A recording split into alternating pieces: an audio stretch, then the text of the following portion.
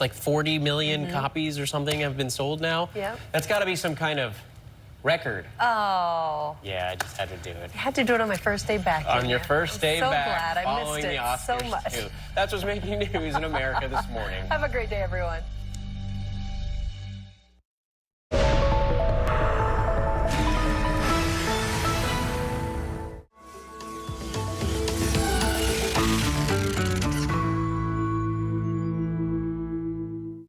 It's Monday, March 13th, and our financial system is safe as money in the bank. We start here.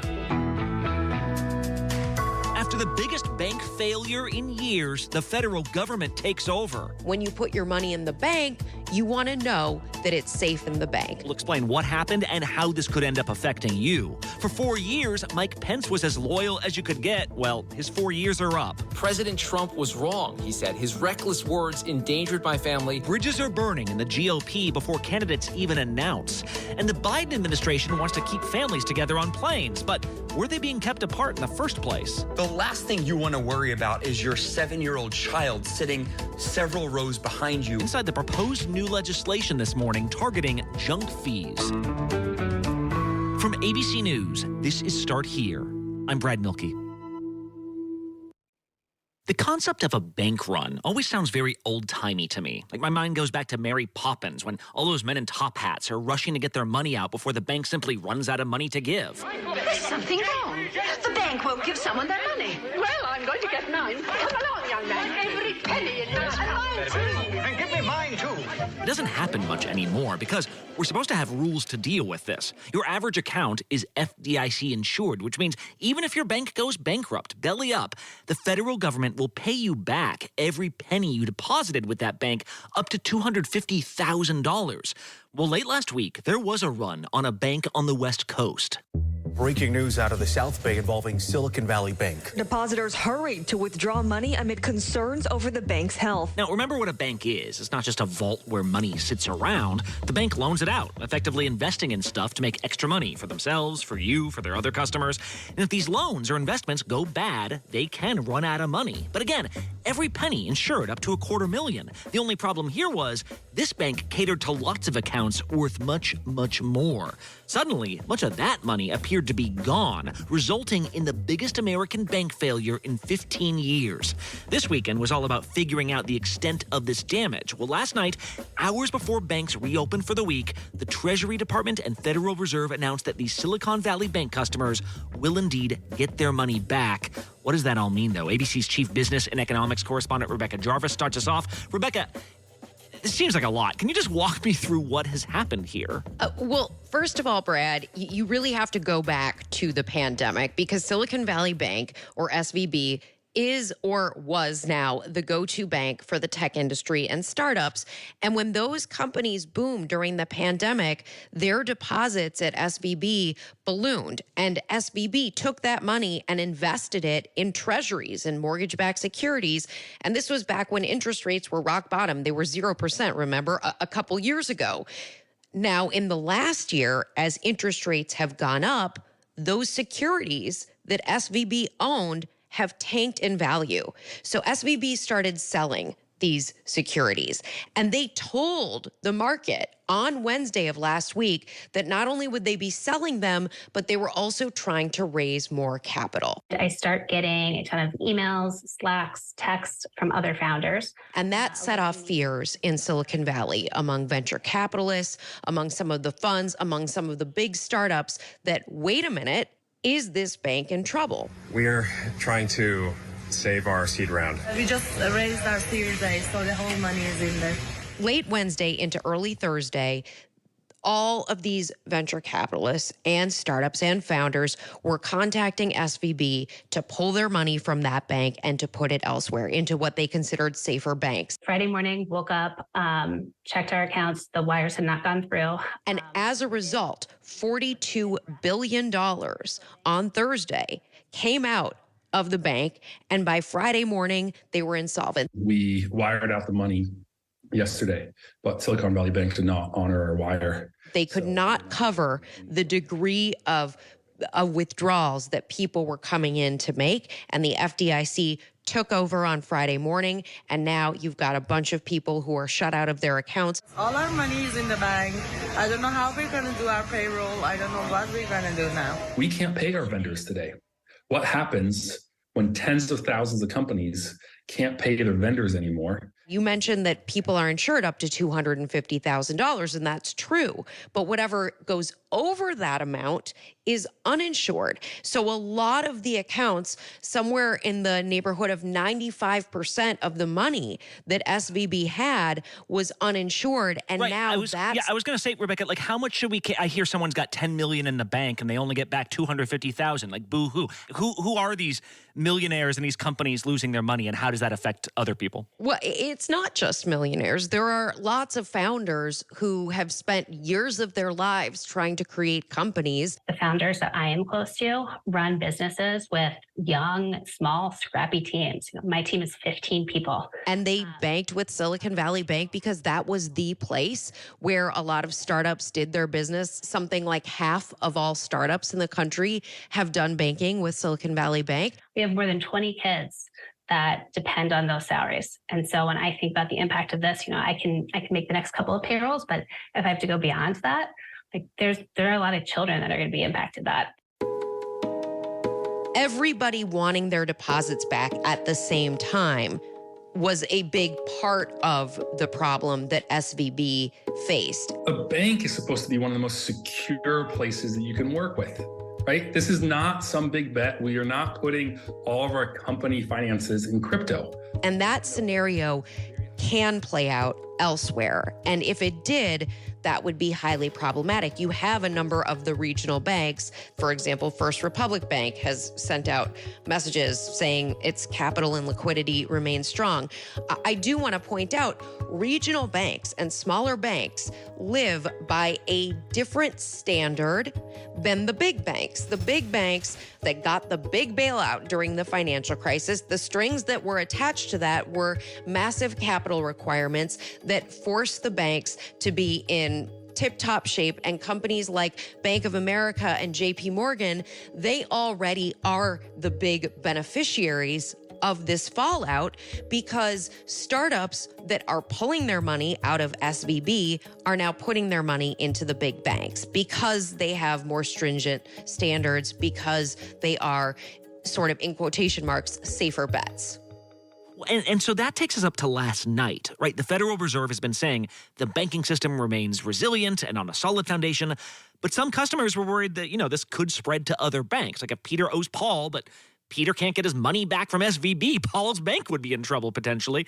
So the Treasury Department, Federal Reserve, the FDIC all come out and say they're going to cover these deposits even over the ones over $250,000. Why? The Fed was basically forced into this action. They looked at the risk of all of these people, companies, startups not being able to access their money, and they decided to take this emergency action where they are saying that depositors will have access to all of their money starting Monday, March 13th. No losses associated with the resolution of Silicon Valley Bank will be borne by the taxpayer. So what they're saying are essentially two things. They really want to distinguish that this is not a bailout for people who own shares or owned shares of Silicon Valley Bank when it went bankrupt. When you buy a stock, you're taking a risk that that stock can go higher, but it can also go to zero. When you put your money in the bank, you want to know that it's safe in the bank. And this action that the Fed is taking is to send a signal not only to those Silicon Valley Bank depositors, but really to every American with a bank account in the United States at an FDIC-insured bank, that if your money is there tomorrow, it's going to be there next week and beyond. But Brad, I will say another interesting part of this news that just came out overnight is that there was a hope that some buyer, some white knight bank would come in and buy Silicon Valley Bank. It doesn't seem like that materialized. The government and the Fed are having to do this because the private banks that exist that got bailouts in 2008, they don't want to do that this time. Right, and I think that's going to be the big debate today is this a bailout or not? Because you could say, yeah, company that failed got money just to make it better again. That's a bailout. The administration saying, no, this money's coming from the FDIC. The FDIC is not funded by taxpayers. It's funded by banks themselves. So it's not a bailout from taxpayers. The question will be, is this the last one? Because if this happened more, and if banks felt emboldened to keep making risky moves, that money could start drying up real quick. Rebecca Jarvis, thank you so much. Thank you, Brad. Next up on Start Here, if some Republicans have treated January 6th like a joke, Mike Pence isn't laughing. Was this the biggest moment of his campaign before his campaign even begins? When we come back. Good evening, everyone. I'm Lindsay Davis. We begin tonight here in Buffalo, London, in Alaska, Uvalde, Kentucky, and Poland. Ukrainian refugees here in Warsaw. Did you ever have a conversation about an abortion? Is she lying? Do you have a political aspiration? Absolutely. You ready for this? Go! You're going to deliver a show that will be remembered forever. Ooh, the pressure on me. You are just a tough, bad. This week, growing legal problems for former President Trump. Plus, following the biggest bank collapse since the Great Recession, could more banks follow? More Americans turn to the most watched program on all of television. World News Tonight with David Muir.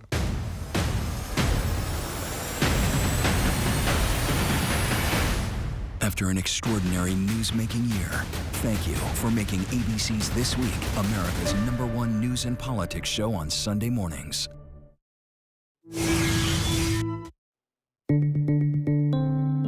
It sounds like it should be a gathering of football players, but the Gridiron Dinner is this big fancy gala in Washington where politicians and journalists kind of lightly heckle each other. It's usually full of laughs. And while former President Mike Pence came to crack a few jokes this weekend, he described himself as wanting to be the bad boy, the rebel, kind of like Mitt Romney. Then, ahead of a possible presidential run, he made it very clear he is now coming for his former boss. ABC's political director Rick Klein joins us. And Rick, you were at this dinner, right? I mean, what was the message from Pence and what was the reaction in the room? Yeah, Brad, I'm a member of the Gridiron Club, and it's usually just a funny, fun time. A lot of singing and dancing and making fun of others and making fun of each other and making fun of yourself. But suddenly, halfway through Pence's speech, he took a very serious turn. And Brad, no recording was allowed, but it was explicitly on the record. So Pence knew exactly what he was doing when he said, and I quote, "History will hold Donald Trump accountable for January 6th. President Trump was wrong," he said. "His reckless words endangered my family and everyone at the Capitol that day." And in the context of what we saw just this past week from Fox News' Tucker Carlson. Taken as a whole, the video record does not support the claim that January 6th was an insurrection. In fact, it demolishes that claim. Taking some very selectively and deceptively edited tapes to suggest that some of the people that were walking through the Capitol were essentially sightseers.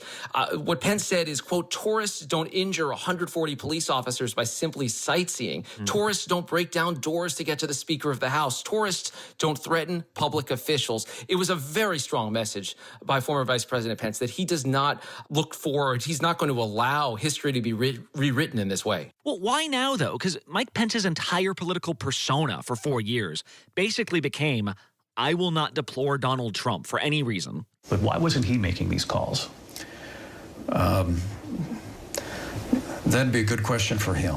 Right, like for every controversy that came up, he might not repeat what the president said, but he was never going to say Donald Trump was wrong. So to say that now, what is it just Pence is likely going to run for president? Trump's already running. That's it. Yeah, a couple things going on. First, there is an effort, and I think the release of the tapes through Tucker Carlson's show is a piece of it. There's an effort to rewrite the history, to go back and relitigate January 6th, which even many Republicans who feel like January 6th was a disaster, they just think it's a bad idea to go look backwards at it. And they'd like to be done with it. Mike Pence, among many others, would like to not discuss it at all. But there are efforts on Capitol Hill and beyond to make something out of it, to even investigate the investigation of January 6th. So that's one piece. The other thing is, 2024 politics. This is the time, Brad, where we start to talk about lanes in a race. We're going to make America great again. We know who Donald Trump is. We know who his supporters are for the most part and how solid they are. We know that Florida Governor Ron DeSantis occupies a big outsized space. We've done things like eliminate critical race theory from our K through 12 schools. And we just saw him in Iowa and Nevada just in the last couple of days. But what else there's room for is still an open question. And Mike Pence right now is trying to define that. Wait, is one of these lanes one where like you don't want Fox News viewers who think Tucker Carlson is like is there a lane for that type of Republican? It is a bank shot of a lane, to mix sports metaphors, Brad. It's very difficult to see how Pence succeeds in this. But as an opening bid to say that we can't be irresponsible about rewriting or washing over the atrocities of January 6th, he might be with a mainstream, perhaps of the Republican Party, but of the country more broadly, who views that day as the disaster, the dark day in American history that it was, and views the causes of it as, honestly speaking, something that was connected directly to the rhetoric of former President Trump. I mean, the president's words were reckless. It was clear he decided to be part of the problem. And that, I think, is how Mike Pence needs to define himself in this political moment. For members of the press who are giving him some scrutiny now as a potential presidential candidate, as well as to voters who are going to wonder, what is it that Pence is offering that Trump and DeSantis and some others is not? Well, and speaking of stories that have kind of aged differently just in the last couple of years, Donald Trump was being investigated for these like hush payments to Stormy Daniels, the adult film actress, a few years ago. Everyone was wondering if like he could actually be indicted. Eventually, it felt like, I guess they're not pursuing this. Well, now it does sound like the former president could potentially get a criminal indictment. Like, what are we looking at here? Yeah, and you have to remember back into the history of Trump scandals to remember this was an alleged scheme to pay off hush money to the porn star Stormy Daniels, whom President Trump was alleged to have had an affair with. This had to do with Michael Cohen, his longtime fixer, who's since turned on him and has been cooperating with this grand jury and with prosecutors in New York. I think it's disgraceful, and so does a lot of other people. This is a pure and simple witch hunt. The former president has consistently denied the allegations, whether or not you believe those denials. And now prosecutors in New York appear close to making a case that could even be a felony case of subverting the campaign finance laws in the state, of orchestrating a scheme and then potential cover-up if that's what they end up bringing charges around. We know that this effort to reach out to Trump and allow him to testify, we don't believe he's going to do so, is usually connected with the end stages of an investigation. So it would appear from the outside that prosecutors in New York are close to potentially bringing charges. You have to keep this separate from some other things that are out there. We have a special grand jury in Georgia, and this is also separate from anything that might stem out of the January 6th investigation, which is now being handled by a special counsel here in Washington.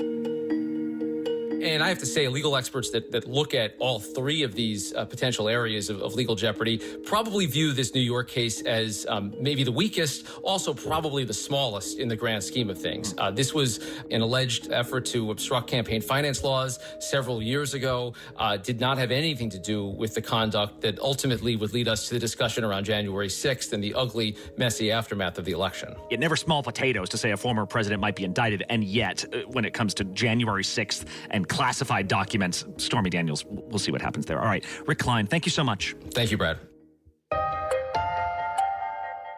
You might remember back in February when President Biden gave his State of the Union address, he was speaking to a divided Congress. Not a great chance of big, ambitious laws getting passed if they're not bipartisan. So he spent perhaps more time than expected talking about the smaller stuff.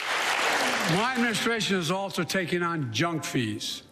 Those hidden surcharges too many companies use to make you pay more. In this moment of economic uncertainty, so-called junk fees are seen by this White House as a winning political target. And will prohibit airlines from charging $50 round trip for family just to be able to sit together. And this morning, we're beginning to see what that looks like. The Department of Transportation just sent proposed legislation to Congress asking lawmakers to make trip planning easier for families. But what does this mean? ABC's Sam Sweeney covers air travel. Sam, what is this rule that they want to install? Brad, the president and Secretary Pete Buttigieg have been all over this. They want to remove any fee that a parent would have to pay to keep their child next to them. We're talking about kids generally under the age of 13. Now, a number of airlines have come forward and said any child under the age of 13 or under the age of 12 can sit next to you free of charge. We're talking about Frontier, Alaska, American. But the other airlines have said, we don't have those policies in place, but we'll do the best that we can. And Sam, like, I don't have kids, right? So I guess I'm trying to figure out, is this a real thing? Because, like, I've seen TikToks from parents who describe the phenomenon of not being able to sit with your kid. When we booked this flight, it wouldn't let us select our seats for some reason, so our family wasn't sitting together. But is this like when I try to buy a seat and the flight's full, so I just can't sit next to my traveling companion? Or are there actual fees like, oh, it's a kid, it's going to cost an extra $50 to sit by you? Look, the airlines charge you based on where you are seated. So if you are in row 55 or row 30, your seat is going to be cheaper than if you were in row 8 or row 1. And, you know, obviously first class costs more, but those first few rows of economy cost more as well. They have extra room. On some airlines, you get free alcohol. What if there are no seats available in the way back and you have to sit up there and pay more? Well, some of these airlines are saying, we will work with you.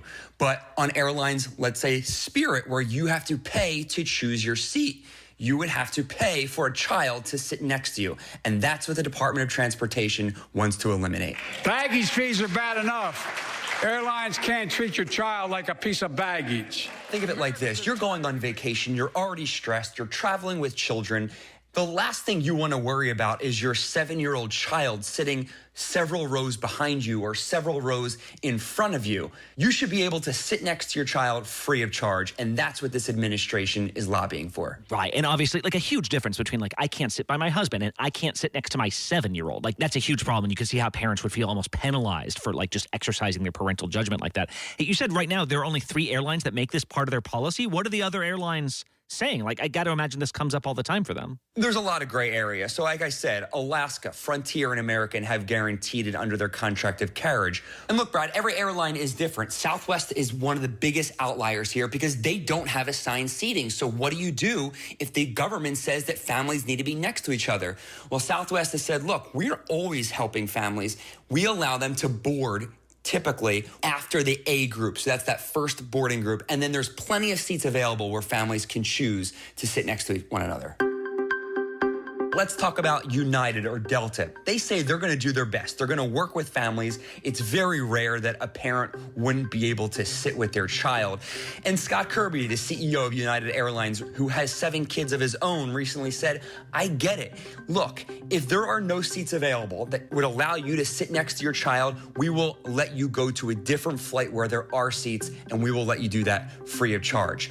Delta, on the other hand, says a similar thing. We will do our best that we can do, and we will also block off seats on our seat maps so that if you see a flight, you buy it, and you don't see a seat next to your child, you can call us and we will go into, these secret seats that we have saved away for families for these certain situations, and we will assign you seats next to one another. All right, Sam Sweeney covering the airlines. Thank you so much. Thank you. Okay, the moment you've all been waiting for, the one last thing goes to... Actually, let's open the envelope after the break.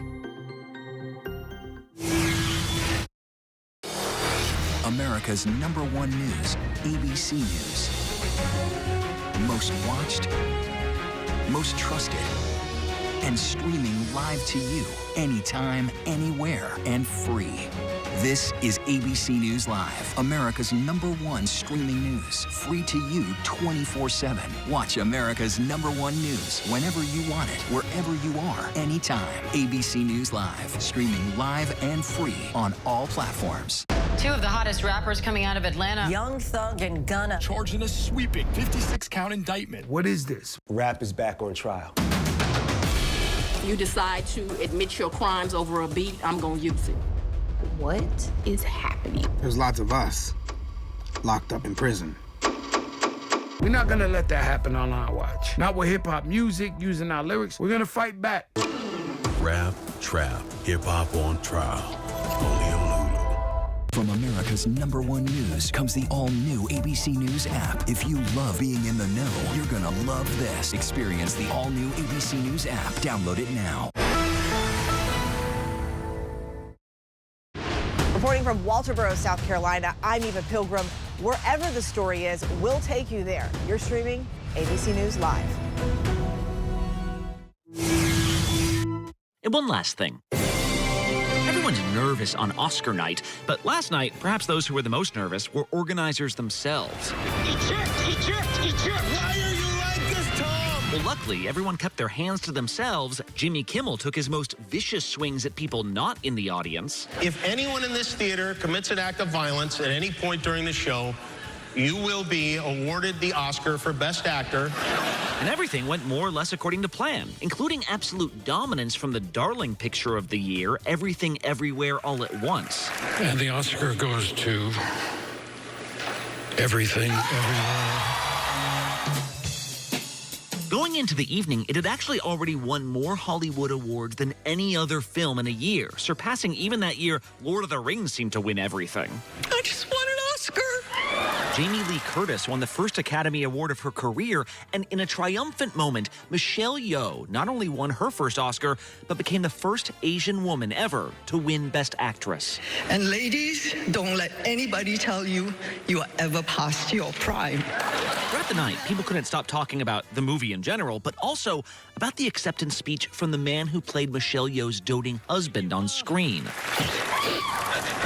Before Ke Huy Quan was in Everything Everywhere All at Once, he had started his life over again and again. My journey started on a boat. I spent a year in a refugee camp. And somehow, I ended up here on Hollywood's biggest stage. His family fled Vietnam and immigrated to California in the late 1970s, where he started auditioning as a child actor. He got work in films like Indiana Jones and the Temple of Doom. Okie dokie, Dr. Jones, hold on to your potatoes. And in childhood classics like Goonies, which has a scene resembling Temple of Doom. And throughout these years, these were the roles he was getting asked to play. Not especially imaginative or inclusive, even stereotypical. By the time he got a role in Encino Man across now Academy Award winner Brendan Fraser, Quan was getting frustrated. We took a vote, and the computer club feels your presence will be a valuable asset to our organization. For the next 20 years, he drifted away from acting. He got a film degree. He became a stunt coordinator. But something happened. He started seeing Asians represented differently on film. He specifically cited Crazy Rich Asians as a reason he decided to seek an audition once again for the film that would eventually win him an Oscar. There's a great evil that has taken root in my role, and it's begun spreading its chaos throughout the many-verses. This was a movie about an ordinary person becoming a type of superhero. But last night, up on stage, this dream was coming true, everywhere, all at once. Also, my favorite part was hearing my new favorite song, Not To, live on stage. Like, what a banger. Hey, if you're enjoying the show, we don't need statues. We're just asking for 5-star ratings and reviews. They really do help us out wherever you listen. More on all these stories at abcnews.com or the ABC News app. I'm Brad Milkey. See you tomorrow.